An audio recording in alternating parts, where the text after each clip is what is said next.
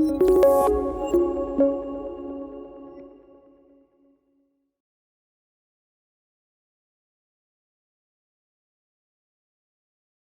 place. We just have to look for the data exploration and ML modeling notebook using the New York Taxi dataset and Spark MLlib. So if once you find this one, you can click on it and click continue.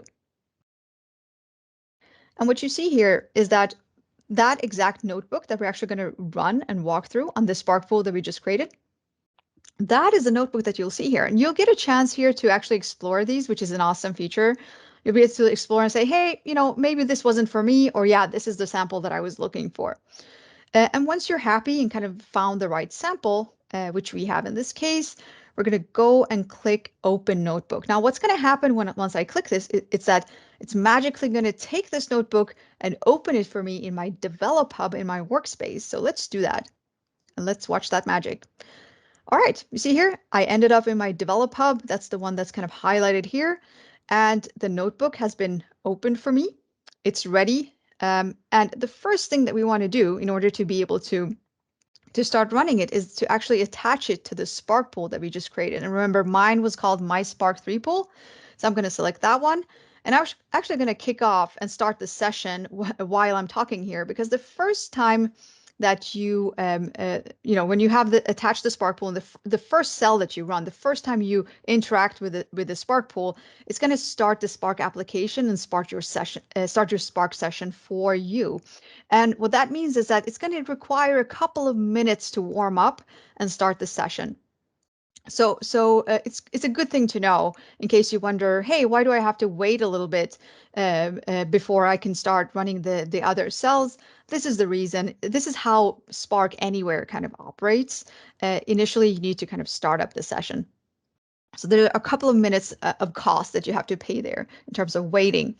Now, but while we're waiting for the session to start up, let's take a look at what we have in the first cell and the notebook and what we're trying to do. So in this notebook, we're going to leverage a New York Taxi dataset, and we're going to do some data exploration and some machine learning modeling. We're going to train a machine learning model after we've done some featureizations. But the first thing you see here is that we're actually importing a set of libraries. And this is very common as you're working with really any type of workload, I would say, when you're using Spark, is really that, whether you're doing data engineering or just some, data exploration or even machine learning and data science, you're likely going to need libraries that you're going to import. And in some cases, in this case, for example, we're actually going to leverage a lot of the built-in libraries that come with the runtime. And a good positive aspect of our runtime is that we've actually gone and analyzed which are the most commonly used, frequently used libraries that a lot of users have and want to use every day. And we made sure to include those in our runtime.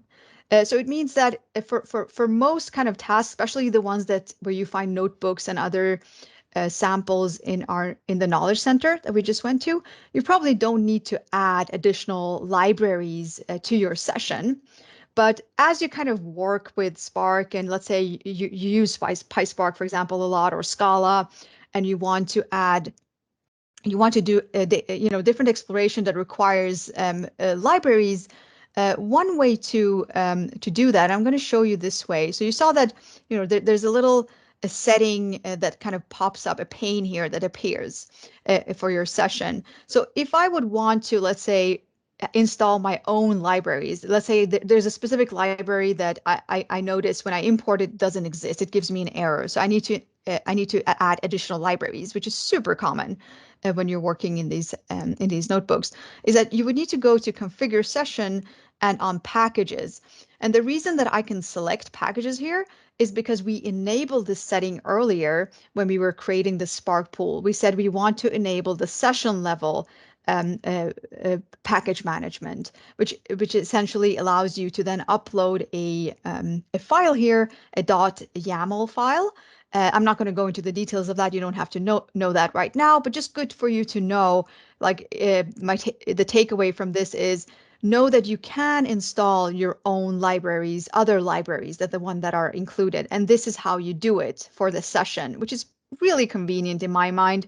You kind of just do it right from your notebook, and then you can, once you restart the session, you'll get those loaded for you. So it's good to know that if you click here, you'll get the properties of the session and the notebook. Okay, it looks like the first cell ran successfully. You see that we are importing, libraries like matplotlib in this case. We're going to do some plotting. That's a really common library to use. And we also import some libraries from Spark MLlib.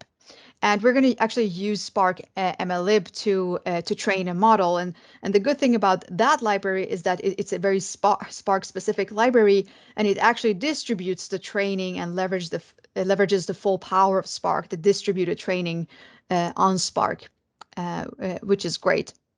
But you can also use other libraries if you're running here. You can use, for example, scikit-learn or other types of libraries if you're doing some modeling and data exploration.